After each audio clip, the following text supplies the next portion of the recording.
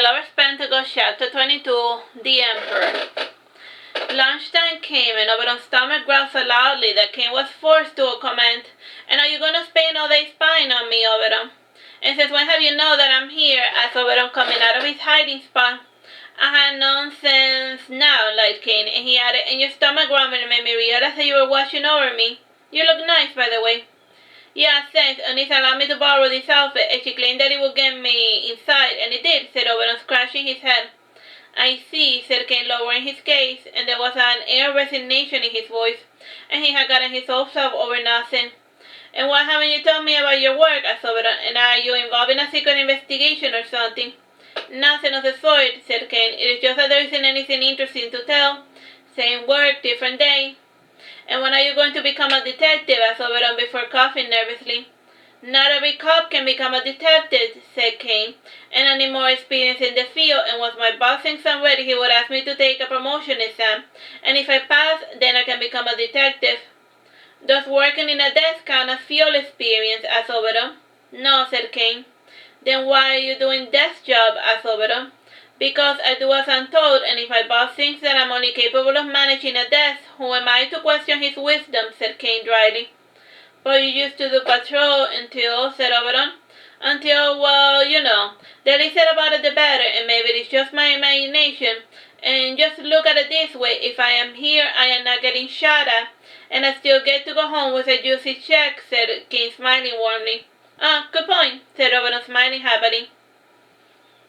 "See you at home then," asked Kain. "See you home, honey," said Oberon before departing. And Kain narrowed his eyes, and he left his post to chase after Oberon. And before Oberon reached his car, he felt a familiar hand on his elbow. And as he was turning around, Kain closed the distance to steal a kiss. And once he had gotten his goodbye kiss, Kain returned to his post.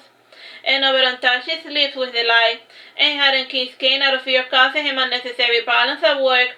However, Kain had been brave or foolhardy enough to do what he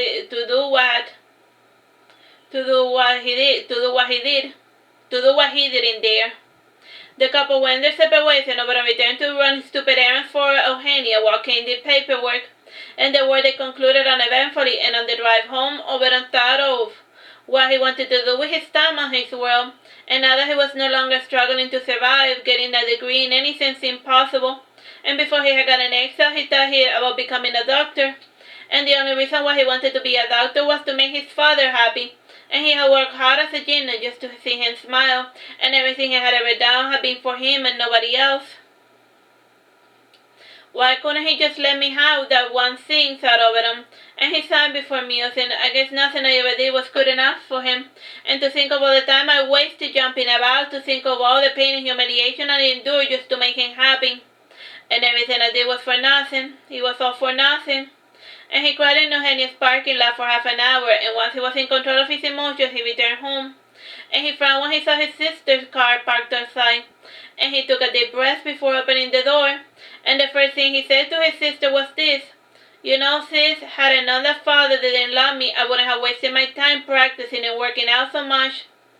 "Hello to you as well, Oberon," said Veronica, sighing with frustration. "Are you deaf, my dear sister?" What part of I wish my father had told me sooner that he didn't love me, don't you understand?" barked Oberon. "Father has never once said that he hated you," said Veronica sadly. "So he threw me out of the house because he loved me," laughed Oberon bitterly. "And tell me another joke, sis." "Dad, he's from another time, and he can't help thinking the way he does, but he's trying to understand, he's trying to change. And feels guilty about what he did, he really does, and even if he's not ready to say it. And I am certain that if you two sit down to have an honest conversation without snapping, I am certain that you both will find your peace," said Veronica, holding her hands in prayer position. And Oberon narrowed his eyes before opening the door. "And clearly you have chosen him over me. And why else do you keep defending his reprehensible actions? And do me a favor, Veronica, and don't ever bother me again." "Oberon, please," begged Veronica, reaching for her brother's hand.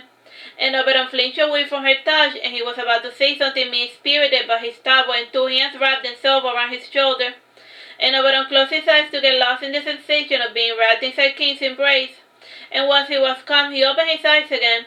He sighed wearily before saying, "To what do we owe the visit?" "I ran into Grandma Esther the other day, and she told me that you were window shopping for a career," said Veronica. "And whatever you decide to study, I want you to know that you have my full support." "You mean Mother as well?" asked Oberon, smiling as his face lighted up. "Mother, well, our parents divorced while you were away, and one day she just up and left. And she won't even answer my phone calls, and I could tell you more, but you're not interested in the lives of those who turned their backs on you," said Veronica. "But I am interested in your life, my dear baby sister," said Oberon, coming over to the couch, and he beckoned his sister to sit beside him.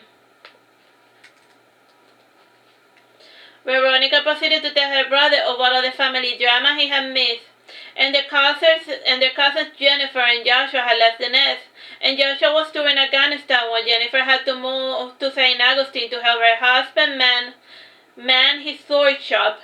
And their mother Ara had divorced their father shortly after Oberon was exiled, and Ara wanted to throw away Oberon's things, but Francis didn't let her. And as Veronica explained it, their father felt guilty about what he did. "And what do you think, Kain?" asked Oberon. "I think, well, I don't know, my mother," said Kain. "What about her?" asked Oberon, and this was the first time Kain had spoken about his mother to him. "And when I was small, she sent me to the hospital," said Kain. "And were you sick?" asked Veronica. "No, she gave me a royal beating and then sent me to the hospital," said Kain. "And my dad naturally divorced her, and she was given $5,000 to disappear."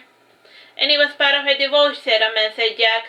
"And the slut originally wanted $20,000 to go away, but considering what she did to you, she's lucky she didn't get 5 years in the slammer." "One day she returned to our life, and she claimed to have changed, and she wanted visitation rights. And during the hearing, I told her that I wanted her to leave me alone," said Kain.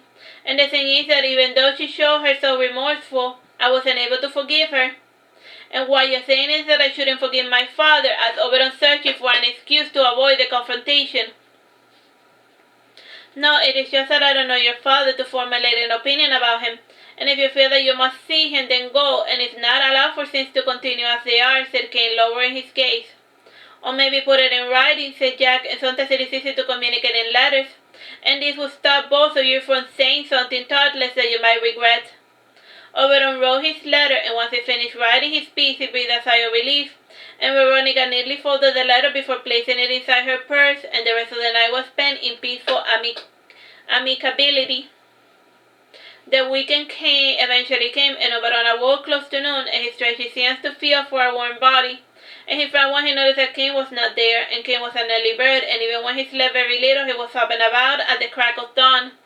And Oberon couldn't help but admire his boyfriend's stamina, and he had given Kain quite the workout the previous night. He had even drawn blood, and more than blood, he had made Kain cry. And Oberon lifted the bed sheets, and the side on Kain's bed had a towel, and the blue towel had some of the distinct red markings, and underneath it were the white sheets stained red. And Oberon jumped out of the bed, and he took the towel and the white sheets, and he threw them into the laundry bin. And he added bleach to try to remove the red stains, and he was thankful to know that at least the mattress wasn't stained. And he went to the kitchen, and he found a note in the refrigerator. "And you look tired, so I allow you to sleep. And he went to the beach with Karina, and you can join us as soon as you wake up." "Good, so he's not mad at me," said Oberon, breathing a sigh of relief. "Everything's good, everything's fine." He yelled when he heard an unexpected knocking on the door, and he cautiously looked through the peephole, and he breathed a sigh of relief when he saw Jeremy with a box. "What are you selling?" asked Oberon. "Cats," said Jeremy. "Tiba got the neighbor's cat pregnant, so she gave them to me as soon as they got weaned." Oberon was thoughtful, and if Kain had a cat, there was a chance that he would pay the kitten more attention, and he wasn't in the mood to share Kain's affection. And after thinking of a plan, Oberon opened the door, and he smiled when he noticed that the kittens had fur, and he proceeded to sneeze in order to pretend to have a cat allergy. "You're a real piece of shit, you know that, Oberon," hissed Jeremy, looking through that act. "And you wonder why your father doesn't love a selfish prick like you." Jeremy placed his cats inside the passenger seat of his bike before driving away. And while he drove away, Oberon pondered how Jeremy knew that he had daddy issues. "He must have overheard me talking about it with Dorothy," mused Oberon. And Oberon closed up the house before driving to Miami, and he found Esther and Jack sitting under an umbrella. And Karina and her family were beside them having a picnic. And Oberon searched with his eyes for Kain, and he found his boyfriend splashing about in the ocean while carrying Bruno's nieces. And the smile in Kain's face immediately faded away when he saw Oberon. I guess he's still mad, said Oberon, pouting, and he took refuge underneath an umbrella. And Karina said, I heard that you were window shopping for an apartment, and Bruno has a nice one that he has been renting, and he will sell it to you at a friend's price if you allow Balthazar to continue living there, and you can even charge him rent.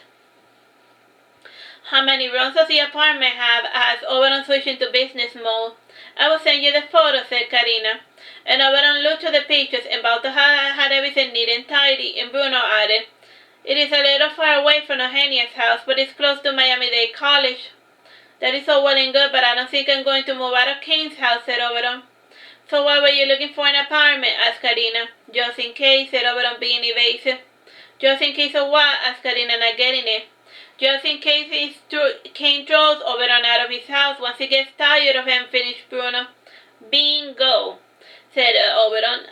Son, I guess Kain already told you about my father throwing me out of the house, and I mean, I like living with Kain, but considering what I suffer, can you blame me for preparing for the worst case scenario? I get it, Oberon. We all need a backup plan, said Karina. Do you own any property? Asked Oberon. I live with my mother, so no, said Karina. And I thought she lived with you, and the same as that Jack lived with his son, said Oberon. I am a doctor, said Onla, and I can afford 5 mortgages if I had a mind to get into real estate. Mom, stay humble, said Karina, reminding her mother that it was rude to flaunt wealth. If you want a quick, easy money, get into X-ray, said Onla, and you only need to press a few buttons, and then you're done. It is a high-paying, low physical intensity job, and the more licenses you add, the more money you can get. And on average, you will make $28 an hour, and you only need to study for 2 years, and we can even hire you as an intern while you study. And this will make it easier to find a job after you graduate. Oberon rubbed his chin while he counted the money in his head, and he had never considered medicine that so seriously, and since he had felt that he wasn't smart enough for it, then again, an X-ray technician didn't sound too difficult, if it only took 2 years to master. Only tested Oberon the pertinent information of this career path, as well as the name for a night school with cheap tuition, and the more he thought about it, the more he liked the idea of becoming a technician. And Oberon made an effort not to look into it for later, and he turned his attention to Karina. And she was Kain's best friend. If there was anything wrong with him, she was bound to know. That's the end of that chapter. Bye-bye.